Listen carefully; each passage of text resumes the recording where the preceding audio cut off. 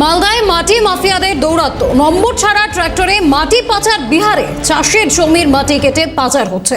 ভূমি সংস্কার দপ্তরের ভূমিকায় ক্ষুব্ধ গ্রামবাসী। তৃণমূল এবং ভূমি সংস্কার দপ্তরকে নিশানা করেছে বিজেপিও।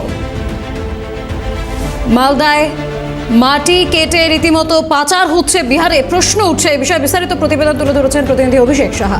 দেখব। দৌরাত্ম্য, গ্রাম জুড়ে মাটি মাফিয়াদের দৌরাত্ম্যে কার্যত অতিষ্ঠ হয়ে পড়েছে গ্রামবাসী। মালদার চাচল 2 ব্লকের গৌরখণ্ড গ্রাম পঞ্চায়েতের এই সেই পূর্বপাড়া এলাকা, যেখানে একেবারে প্রকাশ্যে মাটি মাফিয়াদের দৌরাত্ম্য।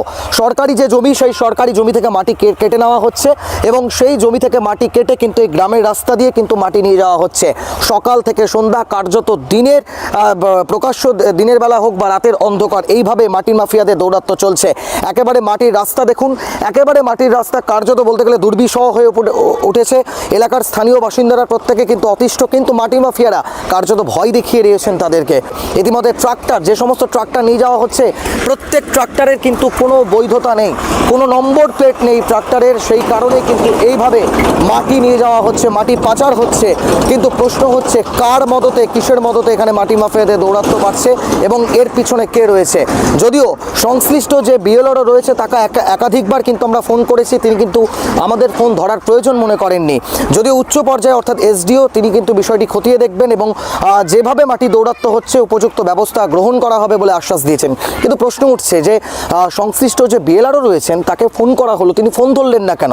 তাহলে এখানেই রীতিমতো প্রশ্ন একটা জন্ম দিচ্ছে। তাহলে কি মাটি কাটছে? মাটি কাটছে? হ্যাঁ, মাটি কাটছে, এটা দেখছি। আমি তো ভাটায় থাকি, ওই ভাটাতে কাজ করি আমি। আচ্ছা, কারা মাটিটা কাটছে? ওটা বলতে পারবো না কারা কাটছে। কখন থেকে মাটিটা নিয়ে যাওয়া হচ্ছে? কখন থেকে মাটিটা নিয়ে যাওয়া হচ্ছে? আজকে দেখছি সকাল থেকে মাটি কাটছে। সকাল থেকে মাটি? হ্যাঁ, আজকে দেখছি সকাল থেকে মাটি কাটছে।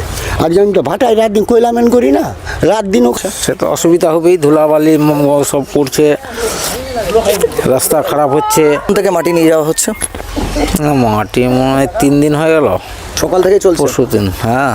কতটা অসুবিধা হচ্ছে আপনারা এইভাবে? একেবারে গ্রামের বাচ্চারাও তো এখানে খেলছে। হ্যাঁ, বাচ্চারা খেলছে, যাতায়াতের অসুবিধা, বাচ্চাদের অসুবিধা হয়, কষ্ট হবেই। তখন তো একটা দুর্ঘটনাও ঘটতে পারে। হ্যাঁ, এটা কোনো নাই। এবার শুনবো মালদার তৃণমূল জেলা সভাপতি আব্দুর রহিম বক্সি এবং বিজেপি, তাদের তরফ থেকে কি বলা হচ্ছে। আমার ব্যাপারটা সঠিকভাবে জানা নেই। প্রশাসন আছে, যদি কোথাও অবৈধভাবে কেউ কোনো কাজ করে, স্থানীয় লোকের নিশ্চয় প্রশাসনের দ্বারস্থ হবেন। প্রশাসন দ্রুত গতিতে ব্যবস্থা গ্রহণ করবে। আমি আপনাদের মাধ্যমে জানতে পারলাম, আমিও খোঁজ খবর নিচ্ছি, যদি এ ধরনের কোনো অবৈধ কাজ হয়ে থাকে তাহলে তার ব্যবস্থা গ্রহণ করা হবে।